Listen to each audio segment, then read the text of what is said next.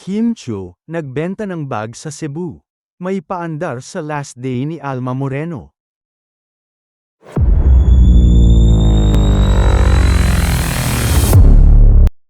Hindi napigilan ni Alma Moreno na purihin ng husto ang pagkatao ni Kim Chiu. Kasi naman, parang ngayon lang siya nagkaroon ng katrabaho na bukod sa mabait, magaling, very generous pa, ha?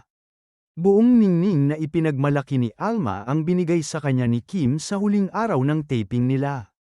Thank you, anak Kim Chiu, sa binigay mong bag.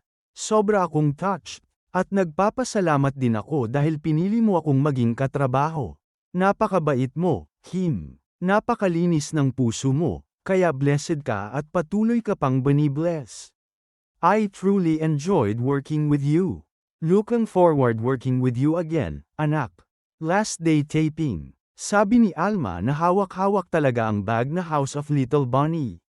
Maraming ang mga kasamahan ni Kim sa The Alibay, ang nabiyayaan ng pagiging mapagbigay ng aktres. At marami talaga ang nakaranas ng kabaitan niya. Sabi nga ng mga artistang nakakausap ko, kung may gusto silang makatrabaho ng paulit-ulit, yun ay si Kim Chiu talaga. Samantala, aliw talaga si Kim Chiu. Imagine, dahil hindi lang siya makakanood ng concert ni Blackpink Jennie, kaya naisipan niyang gawan ito ng tribute.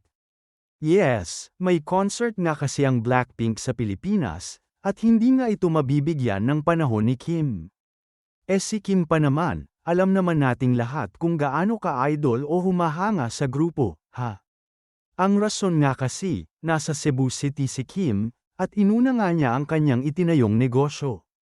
Yes, nasa Cebu si Kim ngayon para sa opening ng pop-up store ng negosyo niyang House of Little Bunny. Jennie, I'm gonna miss you. I'm gonna miss your performance. But as a Chinese person, business is life. This is my tribute for you. Blackpink, na sinabayan pa ng kanta, at tinuro nga ang kulay itim at kulay pink, ha? Anyway, tulad ng inaasahan, dumagsa ang mga faini sa venue ng negosyo ni Kim. Ang haba agad ng pila, at mukhang sold out agad sa unang araw, o oras pa lang, ha? Noong nag-open kami, dumagsa agad sila. At 10 AM, ang dami na agad pila.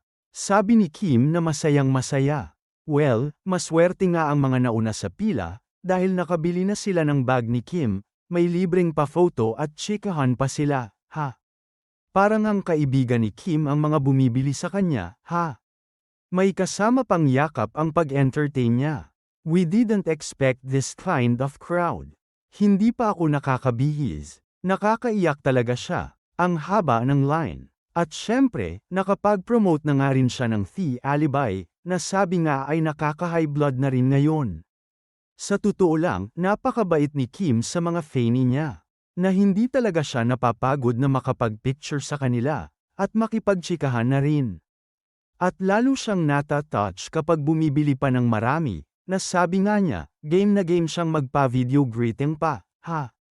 At syempre, super aliw rin kapag nagbibisaya si Kim, ha?